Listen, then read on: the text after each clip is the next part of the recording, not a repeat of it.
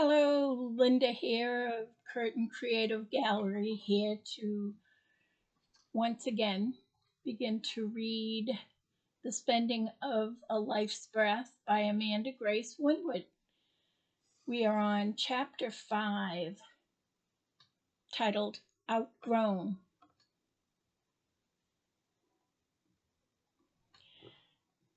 After the adoption of Roger Jr., my sister-in-law's child, we then had our first biological son, Luke, and suddenly we outgrew the cute one-bedroom cottage home with no land to do any addition. But by then Roger had finally accepted the fact that he had to stop working like an unappreciated child, given unpredictable few hours from his father to work, who was still treating him like a part-time schoolboy. Roger now had 3 children to support, and it was difficult for him to tell his father he quit, but having a family to support, it was time to find a better job with more stable income and maybe even benefits. Also, living just down the street from Roger's father and stepmothers and their mixed group of children had proved to be a very convenient arrangement for helping Roger's siblings, starting with Roger's 14-year-old brother, Luke, who was kicked out of the house and moved in with us for a while. He only had to walk down the street, and I let him in the door and let him take over the small attic room for a bedroom. This is when our family first started to grow and change its shape in strange, unpredictable ways. It sometimes seemed through our married life as if there were a sign on the door that read, "Bring the troubled or unwanted children here." Next, Roger's 15-year-old sister, Kelly, had trouble at home and moved in with us. Roger's sister, Raylan, who lived with Roger's mother in Bradford, was an unwed mother with many problems. She would often call Roger and I to rescue her from one of her many, often self-inflicted emergencies. She came and stayed for 6 months at a time almost every year. Each time we would take her in to help her out and then try to get her back on her feet and set her back out into an apartment until something else would happen and it would all begin again. When she got pregnant with her second son, she did not want him from the beginning, and she would hit her stomach crying that she did not want him. So when he was born, she asked me to babysit one weekend for her so she could go out with some friends, but she never came back to get the baby. 3 weeks later, she begged her brother and I for us to keep the baby and adopt him. He was to be our first son, so I insisted to Roger that we name him Roger Jr., as the first son should be named. And now that he is grown, he is so much like Roger in so many ways today, it's almost comical. My sister-in-law had many problems with depression and mental illness, probably caused by a terrible childhood experience she had at the age of 9. She was a child victim of a vicious attack by a male babysitter who tried to kill her, slashing her throat and wrapping a telephone cord around her neck to try and kill her. He left her almost dead when her mother and her mother's fiance came back from their night out together, they found her. She was hospitalized for many weeks, and it of course affected the rest of her life. That is why I have so much compassion for her, even though she was often very demanding on us in our lives throughout these years because of her emotional and mental difficulty and the effect it was having on her and her first son, Sam, and the last child, Barbara. Then, when she was married to a Vietnam vet suffering from the effects of serving in Vietnam himself, he abused my sister in law's children, and when she finally tried to leave him, he committed suicide. After the death of her husband, my sister in law, Raylan, continued to suffer with her mental illness and make poor choices. Eventually, the Department of Social Services and the courts took away her parental rights, and Raylan turned to Roger and me, asking us to adopt her other two children, Sam and Barbara. So the Department of Social Services placed the children with us. This unexpected increase in our family caused us to be evicted from our three-bedroom apartment were then in after moving out of the little yellow house our parents got us that got too small. The landlord said the two more children, even though they were all very little at the time, were not in the lease and we would have to move. It was humiliating and sad, like by taking in these children, we had done something wrong. I could not believe the landlord could be so heartless. But this too proved to be God sent when we were then able to move to rent our home in Eldon that we were eventually able to buy from our wonderful and kind landlords there and raise our family in a wonderful town for so many years to come. It was a wonderful home with plenty of land for the children to play in, and even an in-ground pool to share many fun hot summer days with our family and friends, keeping cool and playing together every summer. We did, in time, adopt my sister-in-law's other two children, Sam, we renamed Bruce, and after Roger's brother, naming him after his brother. And he looks just like his Uncle Bruce, even today. And his younger sister, Barbara, we kept her name the same with no change except her middle name, along with our two biological children, Jennifer and Luke, named after Roger's brother, Luke. So that gave us 5 children, ages 7 and under. But God pointed our path in a wonderful direction after that when we found a beautiful country cape with 2 acres of land to rent in Eldon, this house we are in now. In a few doors away from the Eldon Baptist Church Roger and I had been married on July 3rd, 1970. What a coincidence. I believed that to be a sign that God was indeed blessing our marriage and our life together. Jennifer was in 2nd grade and Sam had started first just before we came to Eldon.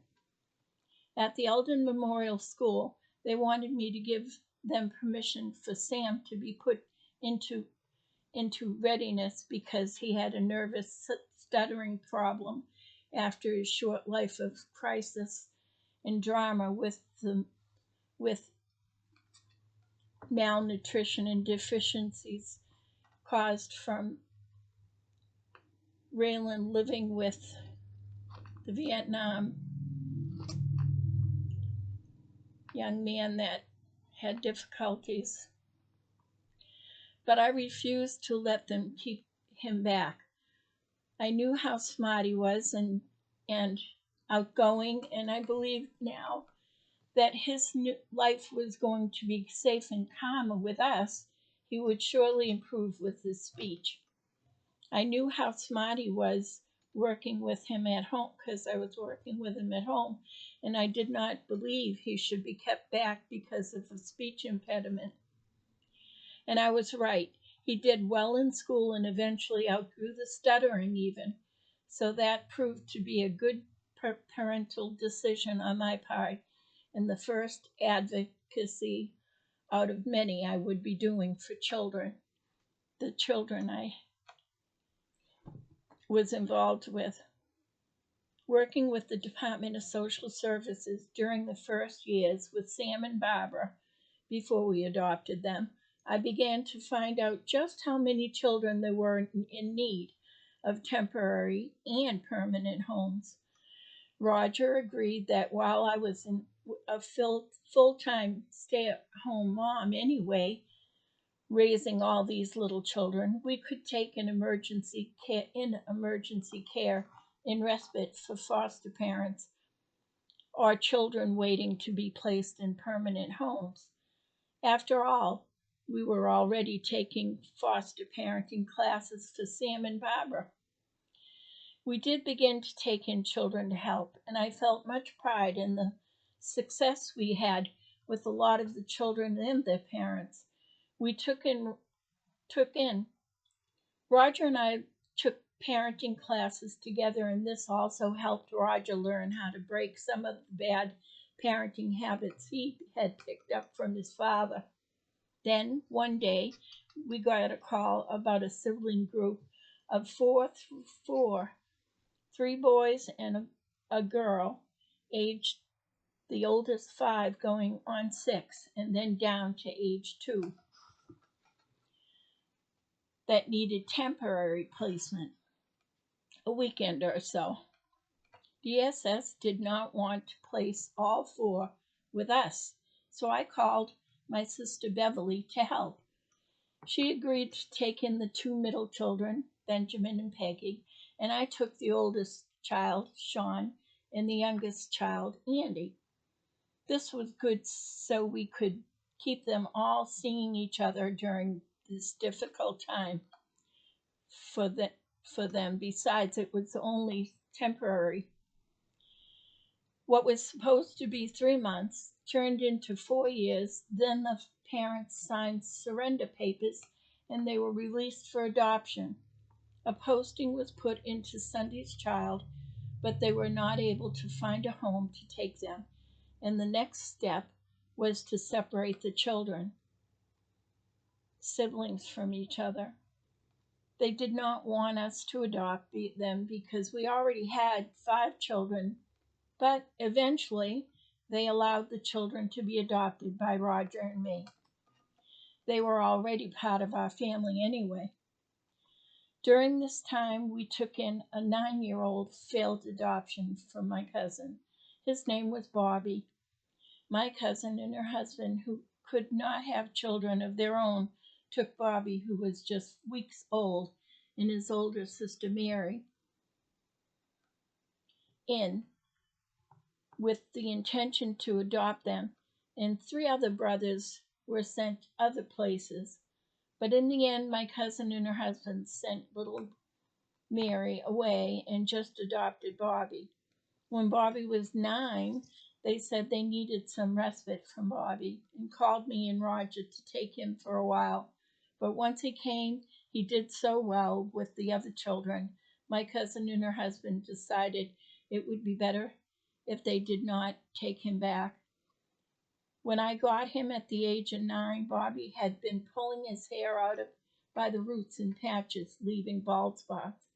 He came just around the 4th of July and was a timid child, scared to death of loud noises, especially fireworks. I was concerned about his nutrition because his stomach was distended like a malnutritioned child, and I was told that both his biological parents were also lower intelligence, and Bobby tested it an even 70 percentile, which is the cut off for the same. Although we only fostered him, Bobby became our next save. In the coming years of love, he blossomed growing happy, handsome, and strong. But somewhere in the mix of raising all these children for others, one day I realized, gosh, gee, I wanted to have biological children of my own, too. I had always wanted a huge family anyway, and I was hoping to be able to have another little girl someday with Roger's curly hair and my looks and personality. It took a little convincing to get my husband of my youth to agree and remind him that he had agreed with me before we got married to have 12 children. So Roger and I worked at finishing up our biological family and added three youngest sons, trying for a girl: Charles, Warren, and then Jack. And then we gave up trying to have that last little girl who didn't seem to be in God's plans. We gave up. Our life was wrapped in children and family. Still, Roger managed to find time to reach out beyond family life. He enjoyed fishing with his brothers, going to the races, and even fixing, maintaining, and running a car in the races. My life was focused heavily on just what I always wanted, helping my husband with whatever he was into at the time and raising our family. I was committed to keeping score of everyone's life and activities, and although I found little time for myself or my writing or my art, I enjoyed those secondary pleasures whenever I could. I was very happy when I found the time to work on my children's stories and short stories. And there were always plenty of arts and crafts to help with school projects, and that was always fun. It didn't take long for me to realize and accept the fact that having such a very large family was not helpful when looking for a babysitter. It was next to impossible until my oldest child, Jennifer, got old enough to help. Luckily, some of my favorite passions in life were arts and crafts, music, and playing with children. Children have such vivid imaginations, as did I even still, and it filled my joy cup.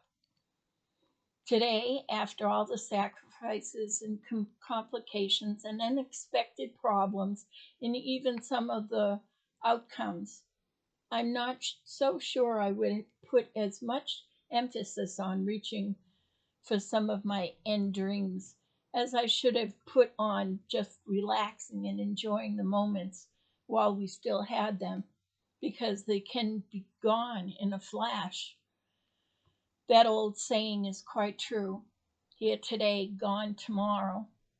I'm talking about those hopes and dreams about rocking in the rocking swing chair with my husband on our front porch swing, his arm around me as we enjoy watching the fruits of our labor bloom in our own grandchildren and great grandchildren, even.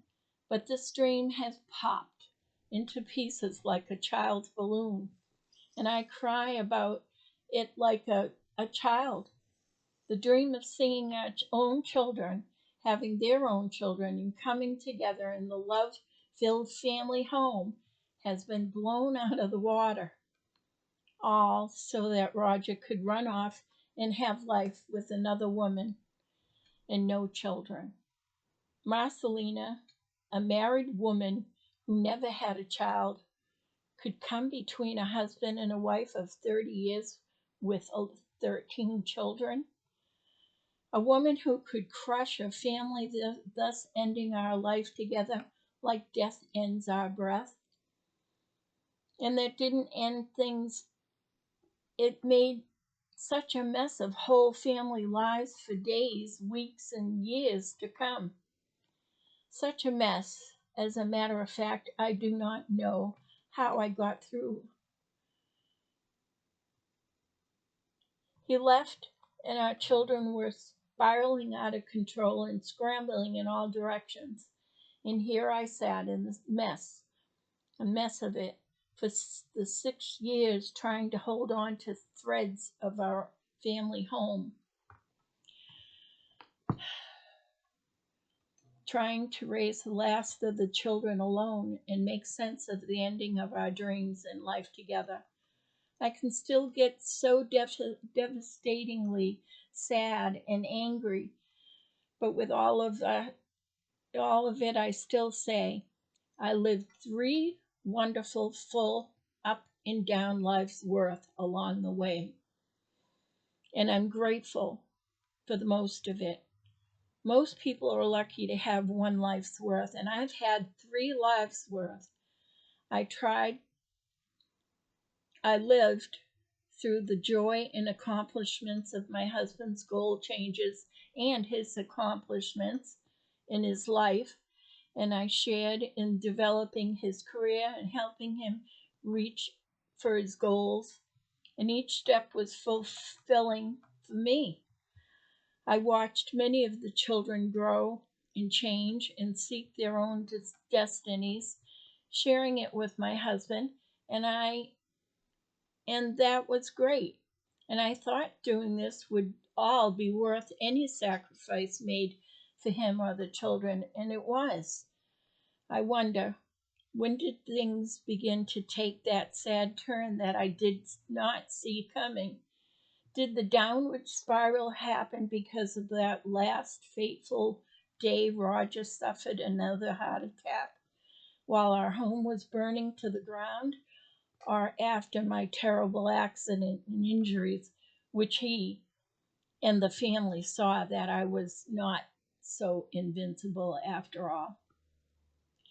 Everyone in town loved our family, and they were so wonderful to us after our house fire.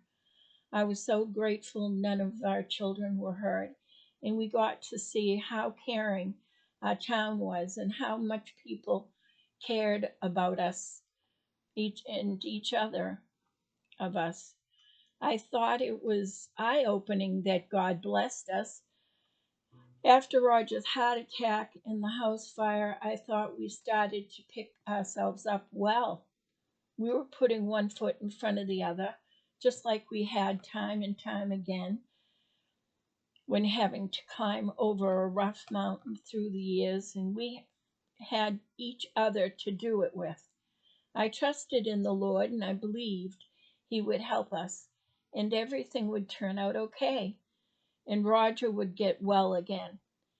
He could not allow my if I could not allow myself to think otherwise. I was very concerned when Roger decided not to hire someone to come finish the house with the insurance money, and that he would want to build our home with just our family and himself as a family project. I was afraid for his health, but proud of his desire to build a bigger, better home for our growing family. He worked in construction his whole life and wanted to build his own house. So I agreed and even looked forward to the development of our new home that we designed together. Roger seemed so happy to draw up the plans for the house, with me working on our dreams for a big and beautiful house to share many happy moments with not just our children and even our grandchildren, but family and friends. I cannot believe this was a man with one foot out the door of this marriage then. And Marcelina and Philip, her husband, his friends at work, seemed to be a happy married couple at the time. I was both afraid and excited for Roger at the thought of building our own home. I knew he would have to take it slow, but he insisted on taking on the challenge, saying, "I've been in construction all my life building for others. Now I have a chance to build for myself." So we began the construction and worked hard as a family, piece by piece, brick by brick, board by board. The girls and the boys of all ages, and a few friends, the new adventure of building our new home. This time it was decided that we would build the new house up against the old barn so it would not be so close to the road, and so we would have more front yard for the children to play and not be near the road.